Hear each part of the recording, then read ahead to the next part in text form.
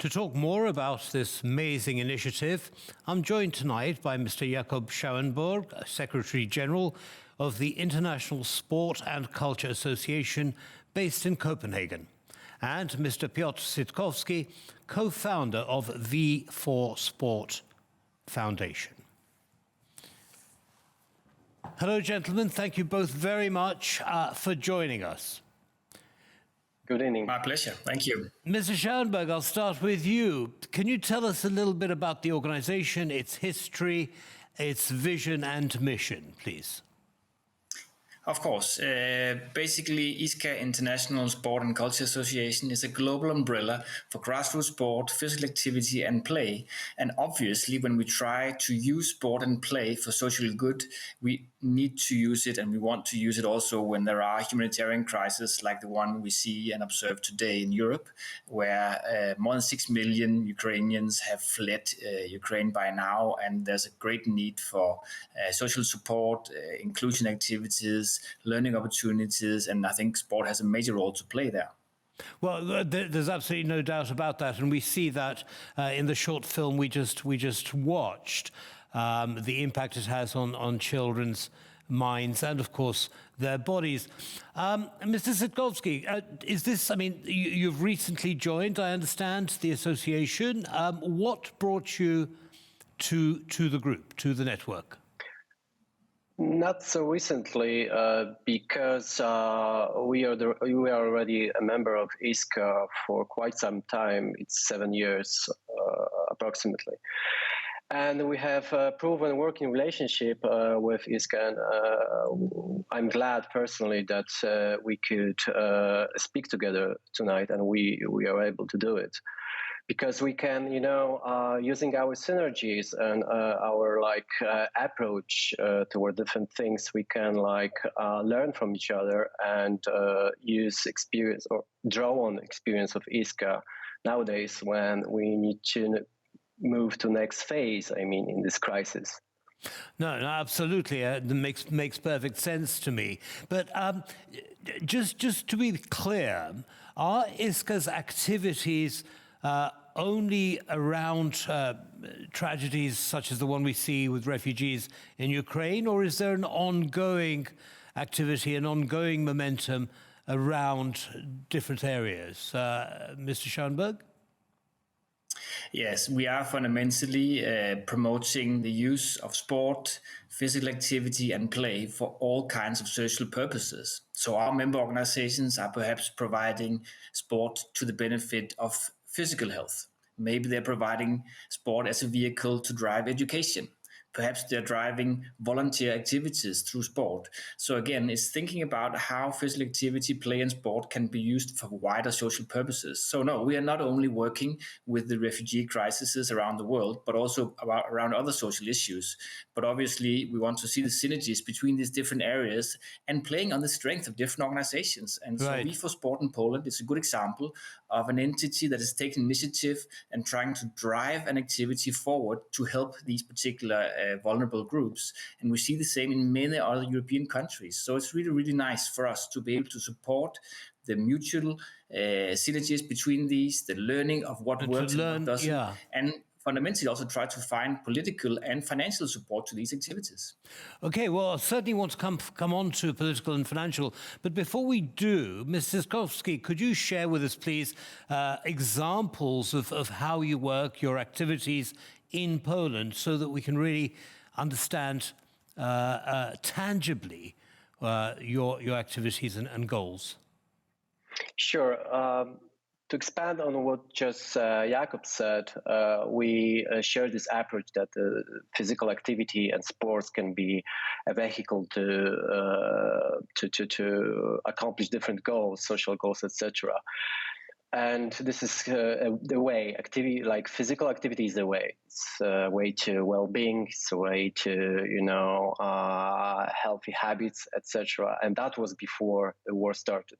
And now, on top of it, we can say that it's good that sports and shared physical activity is a universal language, and you don't have to speak the same language to play together and to move together. When it comes to adults, to move together, and when it comes to kids, that's the group we focus on our interventions now.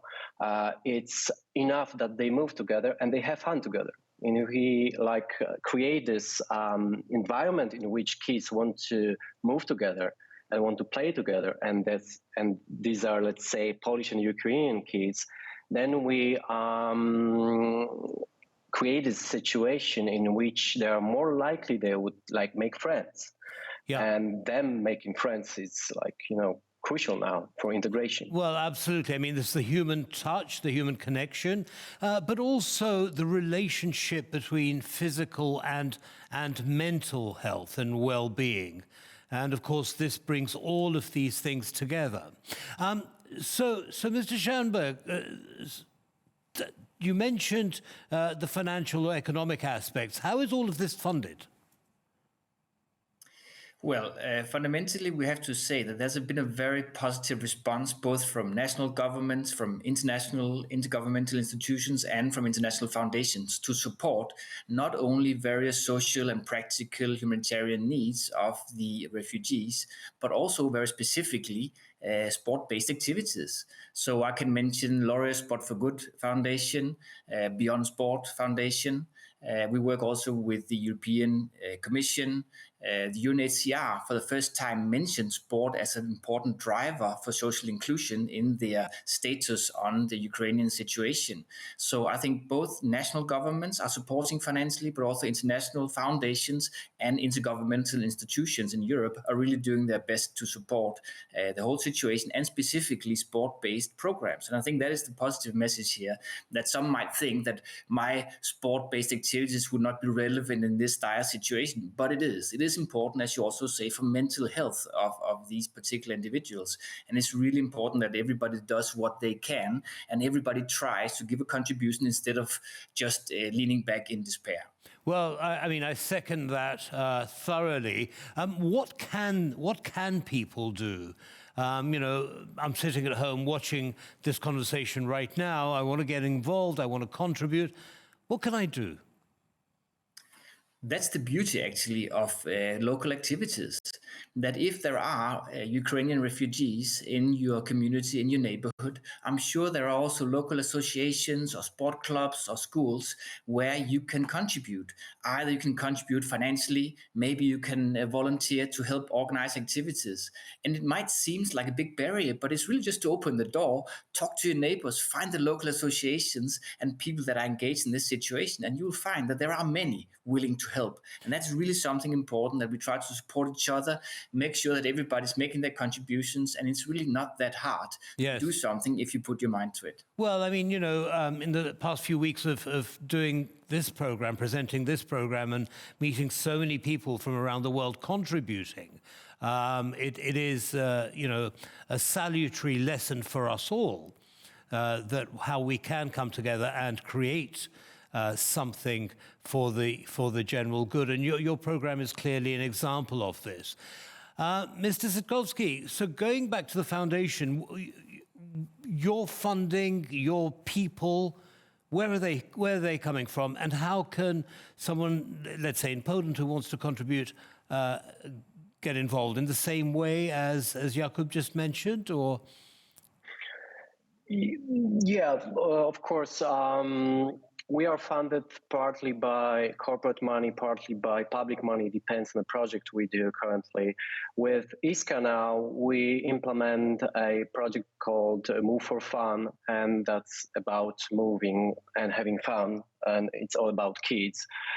And when it comes to, I will answer the question you asked before, what you could do specifically to help, and if you would like to help, you just can walk out to the park with a ball in your hands and try to find somebody to play with. And these are the pictures from one of his Move for Fun actions and the lessons we do with kids, because we learn, we teach teachers here how to play or how to take the traditional game like playing tag to the next level. And to do that, we introduced cards, like moving cards. It's like we draw from this dynamic when you use cards. And why we do it, and the reason, and that's the innovation we introduced in playing tag, like ordinary tag. And the innovation is that we say to kids, okay, now you choose the locomotion, how we move. Either we run, either it's slow motion, etc. And you decide in what pace we are moving forward in this game. And there are changes that you, as a kid or a group of kids, decide what we go for. And when the cards and when the kid takes a card playing tag and it says we are moving like spiders now, the kid may ask, but why spiders? And I can say, because the card says so. So we do it. Right. And show me how spiders move. Yeah. And the meaning of that is, of course, it takes the burden out of the shoulders of the teacher, who is not pressed to create something on the spot like this. Right. It involves kids, and when we put on that this bilingual aspect, let's say it says in Polish and in Ukrainian, spider. What is spider in what spider means? We ask Ukrainian kids, or we ask. Okay, I don't know what spider in Ukrainian, but you know what I mean. Yeah. We can use that as a tool. Yeah. I mean, to ask kids, okay, what's the connection? Exactly. I mean, it sounds fascinating, and it's really inspirational to hear how simple tools can be used to generate so many wonderful kind of emotional and intellectual triggers in the child's mind. I'm sure both of you have many stories to share, many success stories over the years. Jakub, perhaps you could share one or two with our audience that stick in your mind in particular.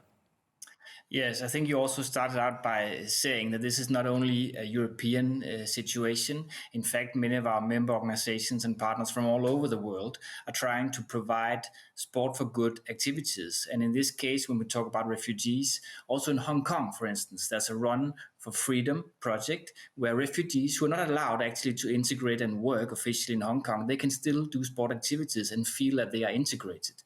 I could also mention from Finland, where the organization Mona Liku is organizing women-only activities for migrants from very different parts of the world, trying to bring them together, understand each other, and feel a little bit more self-confidence and integration, social value in these activities. These are small group activities, both for children and adults alike, and they bring an added value into a very, very difficult every day for some of these women. So targeting specific target groups, organizing activities that they're looking for, not giving something we think they need, is really the name of the game. Yeah. And some of the ways that we see these integration activities taking place all over the world, in fact. Yeah, it's fascinating.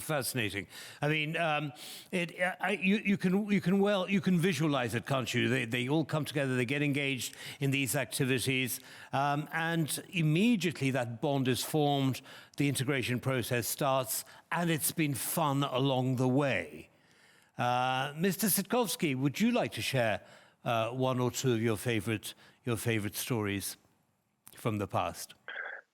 Yeah, sure. It's amazing how this idea of using sport or physical activity is flexible when it comes to adjustment to the current situation. We just went out from a deep crisis when it comes to pandemic, and at this stage we use digital distribution, digital media to implement our mission, which means that we used for online schooling videos prepared especially for that occasion to help teachers to run their class in this setting.